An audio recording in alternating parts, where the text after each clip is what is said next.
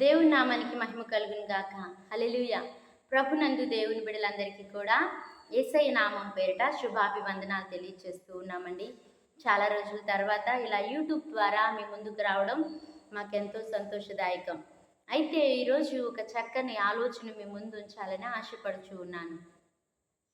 మనం ఎవరికైనా బహుమతిని ఇవ్వాలి అని అనుకున్నప్పుడు కానీ, ఎవరి దగ్గర నుంచైనా తీసుకోవాలనుకున్నప్పుడు కానీ, లేకపోతే మన బిడ్డలకి మనం ఏదైనా ఒక మంచి వస్తువుని ఇవ్వాలనుకున్నప్పుడు ఎక్కువ కాలం ఏది మనకి కలిగి ఉండిద్ది, ఏది ఎక్కువ కాలం ఉండిద్దో చూసి ఒక మంచి దానిని మనం ప్రజెంట్ చేస్తూ ఉంటాం. లేక మంచి దానిని ఉపయోగకరంగా ఇంటిలోనికి తీసుకుని వస్తూ ఉంటాం. అదే రీతిగా ఆధ్యాత్మిక జీవితంలో కూడా మనం పడుతున్న ప్రయాస, మన భక్తి జీవితం నిరంతరం నిలిచి ఉండాలి అంటే దేవుని చిత్తం అనేది ఎరిగి దానిని నెరవేర్చినప్పుడు మన పని అది నిరంతరం నిలిచి ఉండిద్ది సాక్షి జీవితంగా. ఎవరైతే ఈ లోకంలో ఉన్న దానిని ఆశిస్తూ దాని వెనకాల వెళ్తూ ఉంటారో అవి ఒకానొక దినమందు గతించిపోతాయని పరిశుద్ధ లేఖన భాగాలు తెలియచేస్తూ ఉన్నాయండి. ఒక మాటను బైబిల్లో నుండి మీ ముందు చదివి వినిపించాలనుకుంటున్నాను. 1 యోహాను రాసిన పత్రిక 2వ అధ్యాయము 17వ వచనం ఈ విధంగా రాయబడి ఉంది.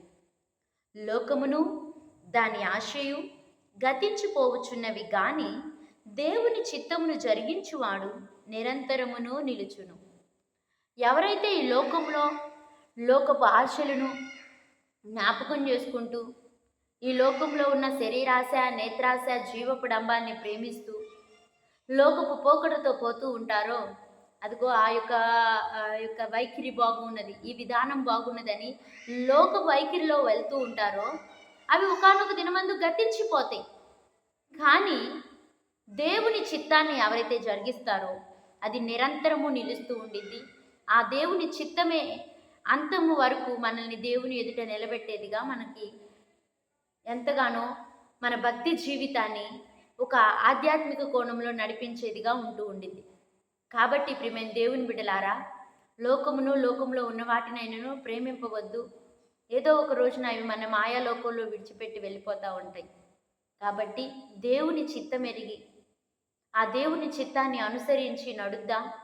నిరంతరం ఒక శ్రేష్టమైన జీవితాన్ని మనం గడుపుదాం. దేవుడి మిమ్మల్ని దీవించునుగాక. ఆమేన్.